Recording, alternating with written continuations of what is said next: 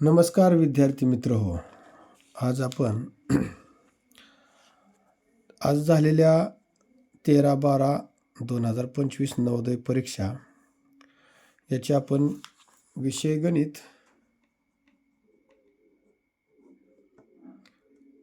अंकगणित या आपण परीक्षेमध्ये आलेला अंकगणित आहे. पेपर डी मधला आपण या ठिकाणी प्रश्न सोडवणार आहोत. आता पहिला प्रश्न आहे 41वा. पहा, 0.2 आणि 0.03 चा गुणाकार किती? बघा पुन्हा एकदा, 0.2 आणि 0.03 चा गुणाकार किती? आता काय करायचा, 0.2 गुणिले 0.03. 41वा प्रश्न आहे हा.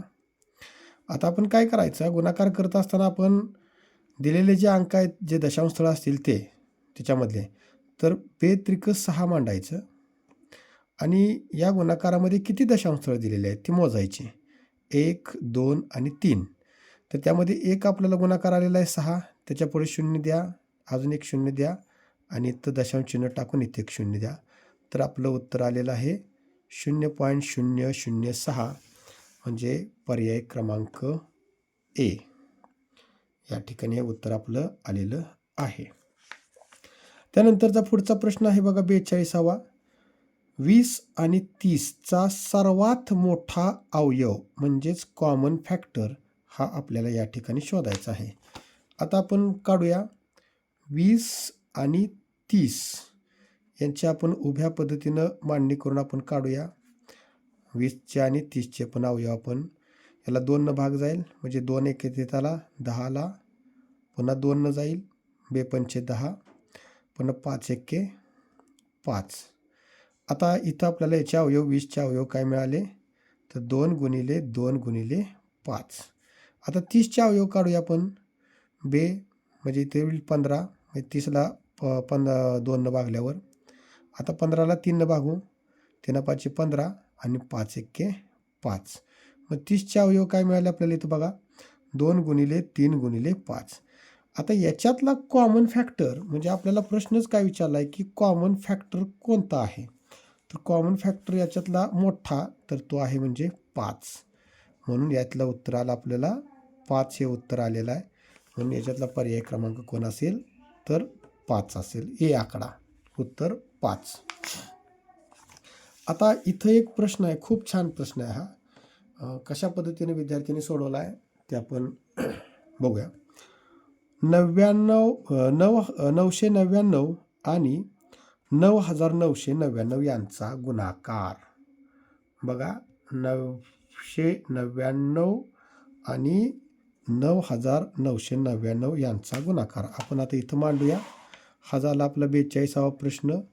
आता आपण त्याच्या खालचा मांडूया 43वा प्रश्न आणि आपण सोडवूया. सोडवायचा कसा हे पहा.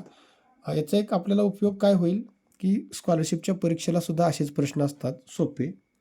बघा, 999 गुणिले 9999. आता हे आपल्याला असं मोठं एवढं दिलेलं आहे. परीक्षेमध्ये काय अपेक्षित आहे, त्यांना काय आपल्याला सोडवायला, म्हणजे त्यांची आपली गुणवत्ता काय तपासली जाते, तर गुणवत्ता बघा. तर आपण काय करायचं आहे की याला पूर्ण म्हणजेच कसं, तर 1000 वजा 1 म्हणजे 999 गुणिले हे आहे बघा 9999 म्हणजेच 10,000 वजा 1. मग आपल्याला हे अशा प्रकारे करायचं आहे. लक्षात ठेवा, सोपं आहे. याचा गुणाकार करत बसलं की आपला वेळ जाईल. मग आपण 1000नं ह्या 10,000ला गुणलं तर एकी 1 मांडायचं. शून्य किती आहेत, 1 2 3 4 5 6 7 मांडा. 1 2 3 4 5 6 7. आता पुन्हा ह्यानं याला पण गुणायचं. इथं मध्ये वजा चिन्ह आहे, वजा मांडायचं. 1000 एके 1000, 1000. चला, आता पुढे इथं वजा चिन्ह आहे, वजा घ्या. इथं वजा 1 गुणिले 10,000 म्हणजे वजा 10,000 आले. आणि इथं वजा 1 गुणिले वजा 1 म्हणजेच अधिक 1. अशा प्रकारचे हे आपल्याला या ठिकाणी येणार आहे. म्हणजेच ही आता मांडणी आपण करायची. आता याच्यातून आपल्याला हे वजा पहिल्यांदा करायचं आणि पुन्हा नंतर आलेल्या वजाबाकीतून हे 10,000 वजा करायचं आणि त्याच्यामध्ये 1 मिळवायचा. चला आता इथं आपण उभ्या मांडणीमध्ये आपण करून टाकूया. म्हणजे कमी वेळेत डोकं कमी लावायचं. बघा, एक मांडा 1, 2, 3, 4, 5, 6, 7. 1, 2, 3, 4, 5, 6, 7 म्हणजेच एकक, दशक, शतक, हजार, दशहजार, लक्ष, दशलक्ष, कोटी. त्याच्यातून काय करायचं आहे? वजा आपल्याला 1,000 करायचा आहे. चला आता बघा, इथं आला आपल्याला 0, इथं आला 0, इथं आला 0, इथं आला 9, ह्याचा आला 9, ह्याचा आला 9 आणि याचा आला 9. ही वजाबाकी झाली. आता त्याच्यातून आपल्याला काय करायचं आहे? पुन्हा हे 10,000 वजा करायचं आहे. चला इथंच आपण लगेच वजाबाकी करू त्याची. 10,000 बघा, इथं आला 0, 0, 0, इथं आला 9 आला 9, 9 1 गेला, 8 उरला, हे 9 खाली, हे 9 खाली आणि हा जो 1 आहे तो अधिक आपण इथं 1 करून टाकायचा. एकाला 1, 2 शून्य इथे येतील, 9, 8, 9, 9. मग किती आलं आपल्याला इथं? 99,89,001. हे आपलं या ठिकाणी उत्तर आलेलं आहे. पहा आता 99,89,001 म्हणजे पर्याय क्रमांक सी हे या ठिकाणी आपलं उत्तर आलेलं आहे. सोपा प्रश्न होता. गुणाकार करत बसला की तुम्हाला गुणाकार करायला अडचण येईल. त्यामुळं अशा प्रकारे हे गणित स्कॉलरशिपला पण सोडवायचं आणि आपल्याला परीक्षेला पण सोडवायचं. चला आता पुढचा प्रश्न आपण पाहूया. पुढचा प्रश्न आहे आपला 6.082 अधिक 60.082 अधिक 608.02 वजा 0.6082 हे सोडवल्यास प्राप्त होईल. म्हणजे याच्यातलं उत्तर कसं येईल ते आपण मांडूया. अगोदर आपण गणित मांडूया. बघा,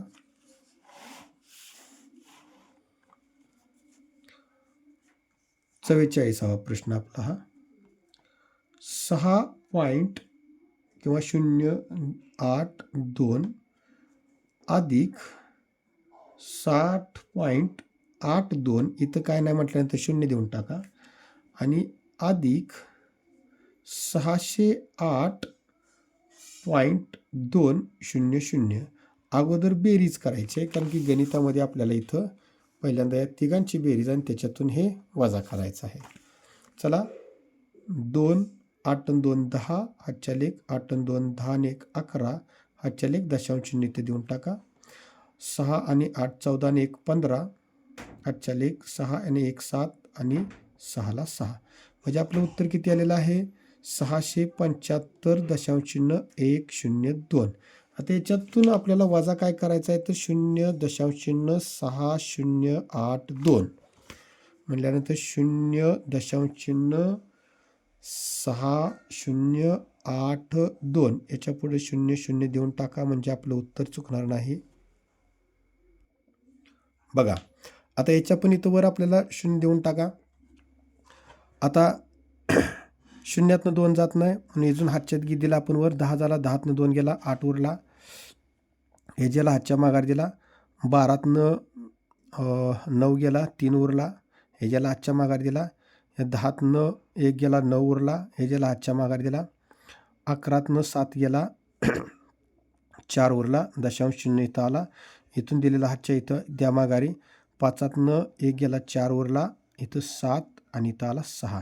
म्हणजे 674.4938 म्हणजे पर्याय क्रमांक आपला आलेला आहे 674. पर्याय क्रमांक बी हे आपलं या ठिकाणी उत्तर आलेलं आहे. आता पुढचा प्रश्न आहे बघा, खूप सोपा आहे की काय विचारलेलं आहे की 64च्या सर्व अवयवांची बेरीज एकूण किती? 64च्या सर्व अवयवांची म्हटल्यानंतर मग काय करायचं आपण इथं? आता 45वा हा प्रश्न आहे 64च्या सर्व अवयवांची बेरीज किती असा पुढं आहे, पण आपल्याला काढायचा आहे. आता आपल्याला काय करायचं, 64चे अवयव म्हणजे अवयव म्हटल्यापेक्षा 64ला भाग जाणारे कुठल्या कुठल्या संख्या आहेत पाहूया. पहिल्यांदा 1 न जाईल, 2 न जाईल, आता 3 न जात नाही, 4 न जाईल, 6 न जात नाही, 8 न जाईल, 8 8 64 जातं. पुन्हा 9 न जात नाही, 10 न जात नाही, 12 न जात नाही, 16 न जात नाही, हे 16 न जातो, 15 न जात नाही, 16 चौक 64 येतो. त्यानंतर 16 ने गेलं की 16च्या नंतर पुन्हा नंतर बघा आहे 64 म्हटल्यानंतर लगे डायरेक्ट किती आला, 32 आला. बघा आता आपल्याला याच्यामध्ये आणि याच्यामध्ये हा पण आपल्याला 64 भाग जातो, तो पण या ठिकाणी आपल्याला घ्यायचा आहे. आता यांची आपल्याला बेरीज करायची आहे. बघा आता आपण बेरीज करू, आडवी केली तरी चालेल, उभी केली तरी चालेल. चला तर आपण करूया. 1 आणि 2 3, 3 आणि 4 7, 7 आणि 8 15, 7 आणि 8 15, 15 आणि 16 31, 31 आणि 32 63, 31 आणि 32 किती आला, 63. मग 63 अधिक 64 यांची बेरीज करायची. 4 आणि 3 7 आणि 6 आणि 6 12, म्हणजेच किती आलं, 127 आपली बेरीज आलेली आहे. अशा प्रकारचं हे गणित आहे. खूप सुंदर आणि चांगल्या प्रकारे आहे. चला आता पुढं आपल्याला 45च्या नंतर 46वा प्रश्न आपण सोडवूया. 46वा प्रश्न आपल्याला दिलेला आहे. 1 आणि 11 यांच्यामध्ये किती मूळ संख्या आहेत? आपण 1 ते 11 यामधल्या मूळ संख्या लिहू. 2 3 5 आणि 7. आता 11 मूळ संख्या आहे, परंतु प्रश्न काय विचारलेला आहे आपल्याला की 1 आणि 11 यांच्यामध्ये किती मूळ संख्या आहेत म्हटल्यानंतर यांच्यामध्ये एकूण 4 मूळ संख्या आहेत. 4 मूळ संख्या आहेत. हा व्हिडिओ खूप मोठा जरी झाला तरी स्पष्टीकरणात्मक खूप महत्त्वाचा आहे, म्हणून हा व्हिडिओ आपण या ठिकाणी करत आहे. म्हटल्यानंतर ह्याच्यामध्ये 46चं प्रश्नाचं उत्तर आलेलं आहे बी, एकूण 4 मूळ संख्या आहेत. आता पुढचा प्रश्न आहे पहा. 999/1000 चे दशांश रूप म्हणजे किती? आता पहा 47वा प्रश्न. 999/1000. आता आपण दशांश स्थळ मांडायचं आहे म्हटल्यानंतर काय करायचं, तर खाली किती शून्य आहे ते मोजायच्या. 1 2 3 आणि इथं 999 मांडायचं आणि 1 2 3 1 2 3 3ला 3 दशांश स्थळी गेली, या ठिकाणी दशांश चिन्ह टाकायचं आणि ते शून्य लिहायचं. मग उत्तराला आपल्याला 0.999 म्हटल्यानंतर पर्याय क्रमांक सी हे आपलं या ठिकाणी उत्तर आलेलं आहे. यानंतर पुढचा प्रश्न खूप सोपा आहे. बघा मुलांनी खूप चांगल्या प्रकारे सोडवलेला असणार हा प्रश्न. 0.01 गुणिले 0.01 गुणिले 0.1 बरोबर किती? चला तर आपण इथे गणित मांडूया. आपण 48वा प्रश्न. 0.1 गुणिले 0.1 गुणिले 0.1. आता याचं उत्तर आपल्याला काढायचं. आपण काय करायचं, दशांश स्थळाची जी गणितं आहेत ती आपण खूप चांगल्या प्रकारे सोडवता येतात. आता गुणाकाराच्या क्रियेमध्ये दशांश स्थळं मोजायची, गुणाकार करायचा, दशांश स्थळं मोजायची आणि तेवढी दशांश स्थळं उजवीकडून डावीकडे टाकायची. 1 1 1 1 1 1 1 मांडायचं. दशांश स्थळं मोजा. 1 2 3. 1 इथं ऑलरेडी आहे, त्याच्या पुढं नाही म्हटल्यानंतर 0 द्यायचा, त्याच्या पुढं नाही म्हटल्यानंतर अजून एक 0 द्यायचा. 3 दशांश स्थळ आहेत म्हटल्यानंतर इथं दशांश चिन्ह टाकायचं आणि ते 0 मांडून टाकायचं. हे आपलं या ठिकाणी उत्तर आलेलं आहे. म्हणजे तर आपलं उत्तर 48चं बी हे उत्तर आलेलं आहे. चला 49वा प्रश्न आपण या ठिकाणी सोडवणार आहे. खूप इंटरेस्टिंग प्रश्न आहे हा. 100 सेंटीमीटर स्क्वेअर म्हणजेच 100 चौरस सेंटीमीटर याला चौरस मीटर म्हणजेच वर्ग मीटरमध्ये रूपांतर करताना किंवा परावर्तित केल्यावर काय मिळेल? आता लक्षात ठेवायचं हा प्रश्न खूप सुंदर आहे. 100 सेंटीमीटरचा वर्ग म्हणजे 100 वर्ग सेंटीमीटर किंवा 100 चौरस सेंटीमीटर याला मीटर वर्गमध्ये करताना आता एक लक्षात ठेवायचं खूप थोडासा मुलांना जम्बलिंग झालेला प्रश्न असू शकतो. 100 सेंटीमीटर वर्ग म्हणजेच 100 चौरस सेमी आहे लक्षात ठेवायचं. आणि याचं उत्तर आपल्याला वर्ग मीटरमध्ये करायचं म्हणजे वर्ग मीटरमध्ये करायचं रूपांतर. मग आपल्याला माहीत आहे 1 मीटर बरोबर 100 सेंटीमीटर. आता वर्ग सेंटीमीटरमध्ये रूपांतर करताना काय करायचं 100 वर्ग मीटर म्हणल्यानंतर कशात आता हे सेंटीमीटर दिलं आहे म्हणून तर काय करायचं इथं 100 गुणिले 100 म्हणजेच याच्या छेदाला हे 100 गुणिले 100 असायला पाहिजे. म्हणून काय करायचा 100 छेद 100 गुणिले 100. बघा या शून्याला हा शून्य गेला, या शून्याला हा शून्य म्हणजे 100चा भाग लागला. म्हणजे आपलं उत्तर किती आलं 1/100 म्हणजेच आपलं उत्तर येणार आहे 2 दशांश स्थळाचं 0.001 हे आपलं उत्तर या ठिकाणी असायला पाहिजे. अशा प्रकारे हे उत्तर खूप सुंदर प्रश्न आहे. आपण काय अभ्यास केला आहे याचं एक आपल्याला दर्शवलं जातं या प्रश्नातून. चला आता पुढचा प्रश्न आपण सोडूया. पुढचा प्रश्न काय आहे तर 0.238चा अपूर्णांक फ्रॅक्शन किती. आता 0. म्हणजे आपला प्रश्न आहे हा 50वा. बघा 0.238चा अपूर्णांक आपल्याला शोधायचा आहे. बघा याला आपल्याला फ्रॅक्शन आपल्याला इथे विचारलेला आहे. आता हा 0.238चा म्हणजे किती दशांश आहे 3 दशांश म्हणजे याच्या छेदाला 238च्या छेदाला 1000 आहे म्हणून 238/1000. आता इथं आपल्याला हे उत्तर नाही आहे का या पर्यायामध्ये उत्तर नाही. मग आपल्याला इथं 2 न भागू. बे 5 10 इथले 2 शून्य बे 1 बे. आता इथं बे 1 बे उरला एक 92 18 म्हणल्यानंतर किती आलं 119/500 म्हणजे आपलं हे पर्यायामध्ये उत्तर आहे. म्हणजे उत्तर किती आलं 119/500. खूप सुंदर प्रश्न आहे. आता खालचा 51वा पण प्रश्न तसाच आहे. पहा 3/2 भागिले 3/2 गुणिले 2 अधिक 3/2 बरोबर किती. बघा 51वा प्रश्न आपण मांडू इथं 3/2 भागिले 3/2 गुणिले 2 अधिक 3/2. आता आपण भागिले करत असताना खाली गणित आपण मांडून घेऊ. 3/2 भागिले 3/2 गुणिले 2 अधिक 3/2. आता लक्षात ठेवायचं की याच संख्येला याच संख्येनं भागलं आहे. म्हणजे ही जी 3/2 आहे याच 3/2ला 3/2 भागलं म्हणलं त्याच संख्येला त्याच संख्येनं भागत असतो म्हणल्यानंतर किती उत्तर येतं 1.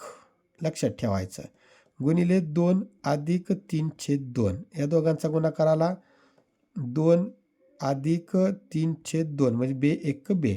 आता इथं आपल्याला अशा प्रकारे आलेलं आहे. आता इथं आपण असं केलेलं आहे म्हटल्यानंतर मग काय करायचं की हे हाय असं आपण अपूर्णांक म्हणजे ही गणित घेऊ पदावली अधिक 3/2 याला छेद 1 आहे. आपल्याला माहीत आहे छेद समान असल्याशिवाय अंशांची बेरीज होत नाही. म्हणून काय करायचं याला 2 न गुणायचं कारण इथं छेद 2 आहे याला पण 2 न गुणायचं. बेदुनी 4 छेदाला 2 अधिक इथला 3/2 इथं छेद समान झाले म्हणून आता अंशांची बेरीज करायची 4 आणि 3 7 आणि या 2 छेदापैकी 1 म्हणजे आपलं उत्तर किती आलं 7/2. लक्षात ठेवायचं हे म्हणजे आपलं उत्तर आलं किती 7/2.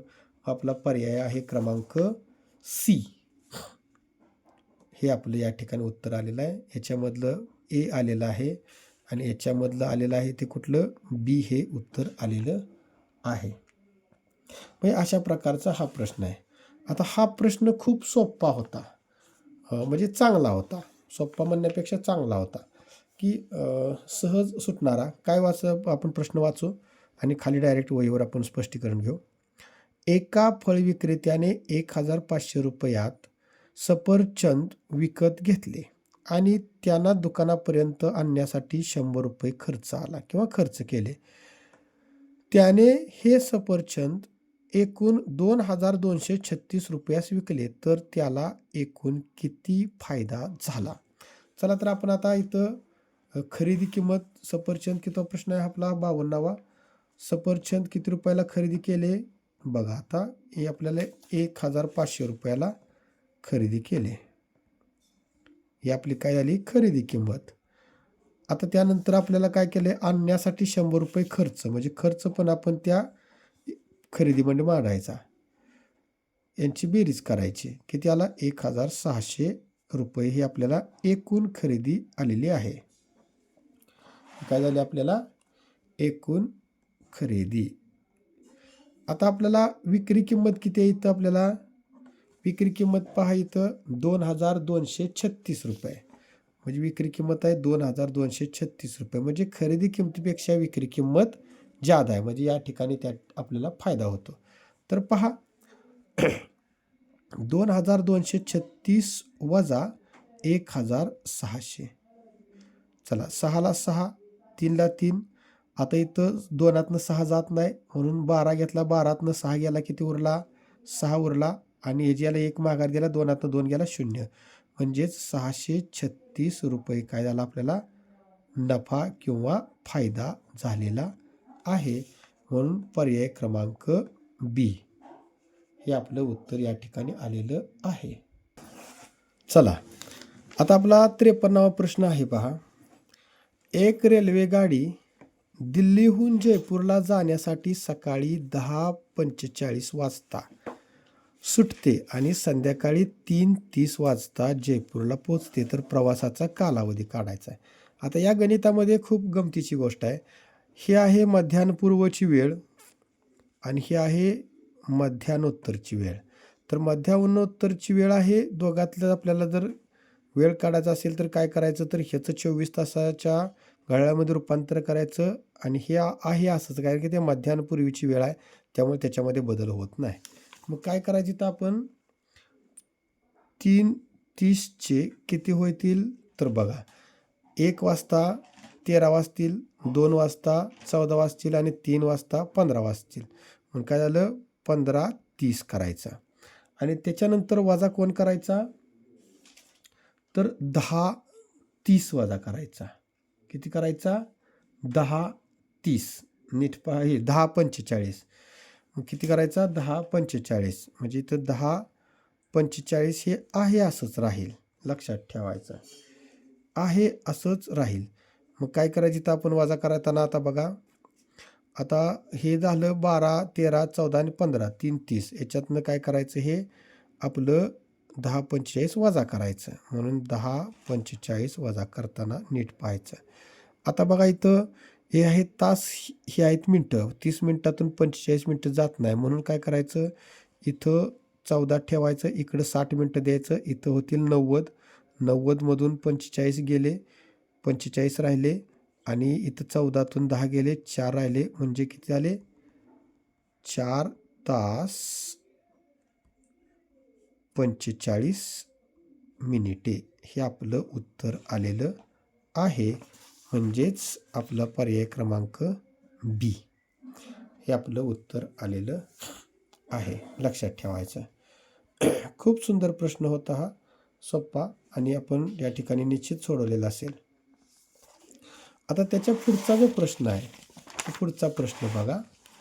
पुढचा प्रश्न पण सोपा आहे. काय आहे? एका दुकानदाराने 200 रुपयात एक घड्याळ विकत घेतलं आणि 40 रुपयाचा नफा घेऊन ते विकलं. घड्याळाची विक्रीची किंमत किती? आता बघा इथं 54वा प्रश्न आहे. काय आहे? तर खरेदी किंमत किती आहे त्याची? 200 रुपये. नफा किती रुपये आहे? 40 रुपये. मग विक्री किंमत कशी असते? विक्री किंमत काय असते? तर खरेदी अधिक नफा. म्हणून खरेदी आहे 200 अधिक नफा आहे 40, म्हणून किती आलं? 240 रुपये हे आपलं उत्तर आलेलं आहे. म्हणून पर्याय क्रमांक किती येईल आपल्या इथं? सी हे उत्तर आलेलं आहे. आता खालचं गणित जे आहे 55वा प्रश्न, तो थोडासा मुलांना गोंधळात टाकणार आहे, कारण की याच्यातली वाक्यरचना खूप सुंदर आहे. बघा, शांत डोक्यानं जर प्रश्न सोडवला असेल तर लगेच उत्तर सुटणार आहे. एका डब्यामध्ये 500 अंडी होती, त्यापैकी 3/25 म्हणजे 25 पैकी 3 फुटली, तर 25च्या ह्याच्यात किती गट्टे होतील ते आपण काढू. पण 3/25 इतकी अंडी फुटलेली निघाली. एकूण अंड्यापैकी एकूण अंड्यापैकी 1/5 अंडी पाहुण्यांसाठी राखून ठेवायची आहेत. एकूण अंडी आहेत आपल्याला 500 अंड्याची आपल्याला राखून ठेवायची आहे ते, म्हणजे 500 अंड्यापैकी 1/5 अंडी, आणि उरलेल्यापैकी आता किती अंडी वापरता येतील, असं आपल्याला हा प्रश्न आहे. चला आता आपण इथं सोडूया 55वा प्रश्न. एकूण अंडी आहेत आपल्याकडे किती? 500. त्यानंतर 3/25 अंडी काय झाली? फुटली. आणि एकूण अंड्यापैकी काय करायचं आहे? 1/5 अंडी पाहुण्यांना राखून ठेवायची आहेत. आणि मग पुन्हा काय विचारलंय की उरलेल्यापैकी अंडी किती वापरता येतील. मग काय करू आपण लगेच इथं? 500 गुणिले 3/25 काढू, म्हणजे फुटलेले अंडे मिळतील आपल्याला. 25 × 25, 25 दुनी 50, 0, 20 त्रिक किती झाले?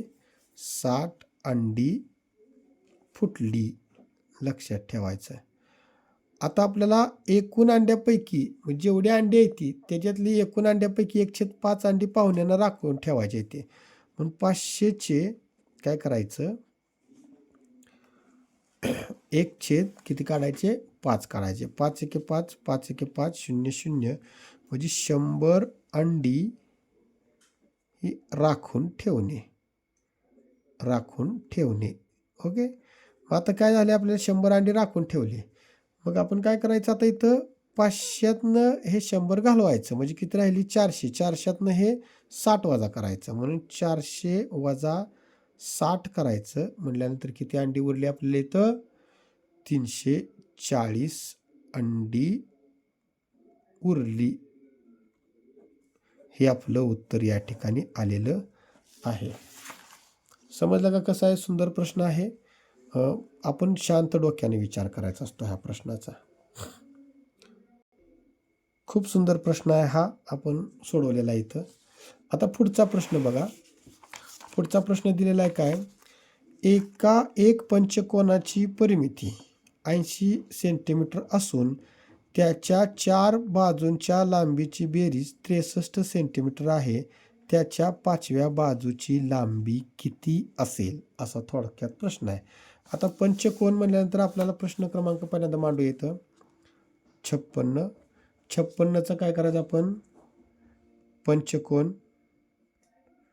पंचकोन म्हणजे काय असतो तर बघा, त्याला 5 कोन असतात.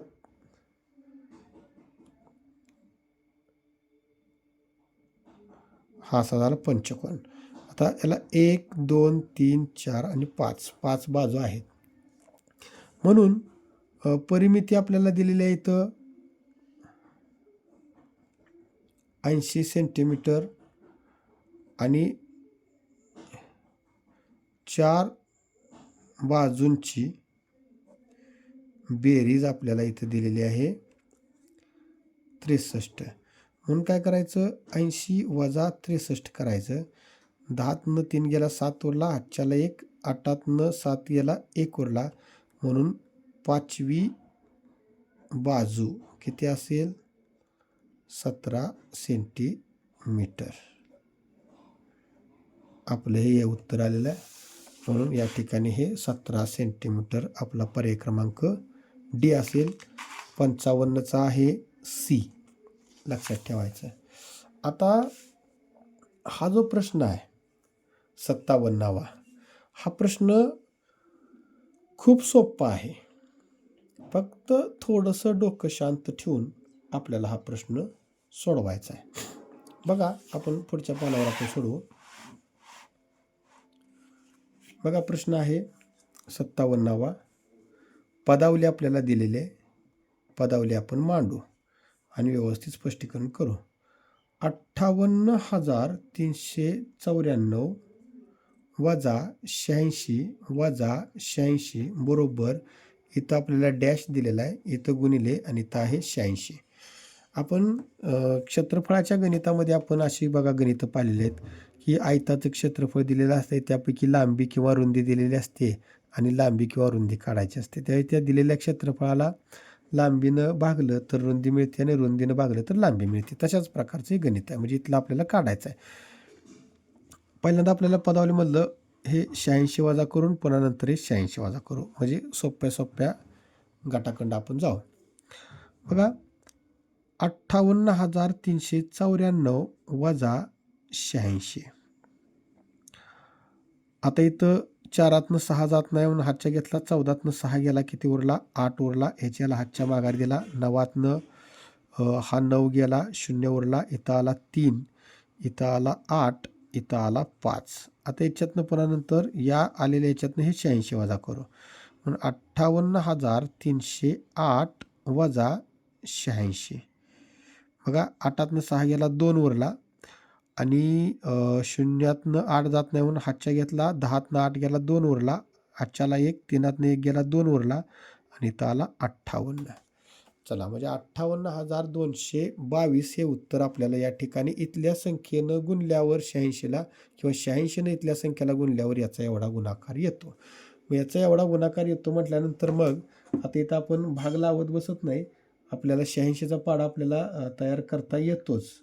पण आपण आता थोडक्यामध्ये या ठिकाणी किती उत्तर येतं तर ते बघायचं. अगोदर आपण मांडणी करूया. 58,222 बरोबर, इथं दिलेले डॅश आणि इथं आहे गुणिले 86. तर पहा, आपण या ठिकाणी काढतोया 58,222 भागिले हे 86. इथं आहे आपण x मानू, इथलं 86 इकडं आणू आपण, 58,222 भागिले 86 म्हणजे इथली xची किंमत मिळेल. याला भागिले आपण 86नं भागलं तर ह्याचं उत्तर येते बघा आपल्याला 677. हे आपलं या ठिकाणी उत्तर आलेलं आहे आणि तो भागाकार तुम्ही स्वतः करा, सोपा आहे, करून दाखवा. चला, मग पर्याय क्रमांक ए. आता पुढचा प्रश्न आपण इथले इथंच सोडूया. एका आयताच्या सर्व आंतरकोनांचे, म्हणजे आयताच्या मध्ये 4 कोन असतात, ते असतात काटकोन, आणि सर्व म्हणजे आयत असो किंवा चौकोन कुठलाही असो की त्याच्या सर्व चौकोनाच्या आंतरकोनाचे म्हणजे चौकोनाच्या सर्व कोनाची बेरीज ही 360 असते. आपल्याला इथं हे उत्तर आलेलं आहे. त्यानंतर एक संपूर्ण कोन, त्याला कंप्लीट अँगल हा किती अंशाचा असतो तर 360 अंशाचा असतो. पूर्ण कोन म्हणजे कसा असतो पहा, इथं आपण या ठिकाणी ही पदावलीचं आपलं गणित होतं हे 57चं 59चं गणित आपण सोडूया. पूर्ण कोन म्हणजे काय आपण बघूया. इथं हे आपला टिंब आहे, थोडक्यात समजू की त्याचा मुख्य आरंभबिंदू किंवा या ठिकाणी हे शिरोबिंदू, आणि हा असा फिरून पुन्हा या ठिकाणी येतो. बघा, इथं आपण बाण पण दाखवला, असा फिरून हा पुन्हा इथे 0 ह्याला येतो. तर याचं किती अंश असतं या 360 अंश असतं. याला म्हणायचं पूर्ण कोन.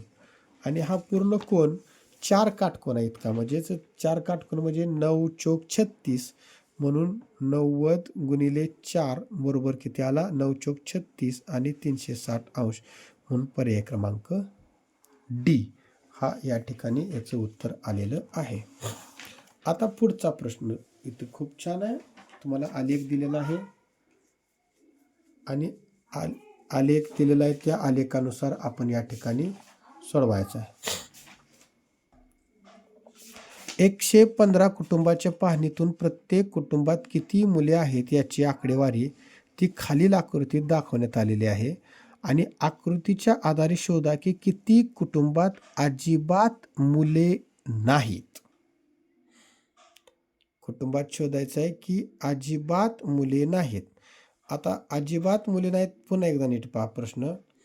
प्रत्येक कुटुंबात किती मुले आहेत याची आकडेवारी मिळवून ती खालील आकृतीत बार ग्राफ दिलेला आहे आपल्याला. इथं मुलांची संख्या दिलेली आहे की अजिबात मुलं नाहीत असा आकृतीच्या आधारे शोधा की अजिबात मुले नाहीत. चला आता या प्रश्नामध्ये हा प्रश्न खूप फसवेगिरीचा प्रश्न आहे. हा आलेखाचा प्रश्न आहे. काय केलंय बघा, इथं आपल्याला दिलेलं आहे 5, 10, 15 हे आलेखावर इथं आपल्याला उभं दिलेलं आहे. म्हणजे एक या कुटुंबामध्ये 20 आहेत, पुन्हा 2 यामध्ये 30 आहेत, तर 3 मध्ये 35 आहेत आणि 4 मध्ये किती आहेत, 5 आहेत. पण आपल्याला गणितात काय केलंय की 115 कुटुंबाची पाहणी आहे, म्हणून 30, 35, 30, 20 आणि 5 यांची बेरीज करायची. चला 35 अधिक 30 अधिक 20 अधिक 5 यांची बेरीज करू. 5 आला 5, 10 झाला, 5ला 1 आला, 3 आणि 3 6, 6 आणि 2 8 आणि 1 9, म्हणजे 90 मुले झाली. आता किती कुटुंबात नाहीत ते, म्हणून काय करायचं, 115 वजा 90 करायचा. म्हटल्यानंतर काय होईल, 115 वजा 90 केल्यावर 5 आला 5, 11तनं 9 गेला किती 2, म्हणून 25 कुटुंबात अजिबात मुले नाहीत. याचा पर्याय क्रमांक सी हे या ठिकाणी उत्तर आलेलं आहे. अशा प्रकारे ही आपली आजची झालेली नवोदयची परीक्षा आणि त्याच्यामध्ये आपण गणिताचे संपूर्णपणे स्पष्टीकरण या ठिकाणी देण्याचा मी प्रयत्न केलेला आहे. कशी वाटली ही स्पष्टीकरणे, निश्चित तुम्ही माझ्या चॅनलला फॉलो करा, त्याच्यामध्ये कमेंट्स करा. काय असेल तर आपल्याला आणखी त्याच्यामध्ये मला अडचणी विचारा, आपण त्याच्यावर मार्गदर्शन करू. खूप खूप धन्यवाद.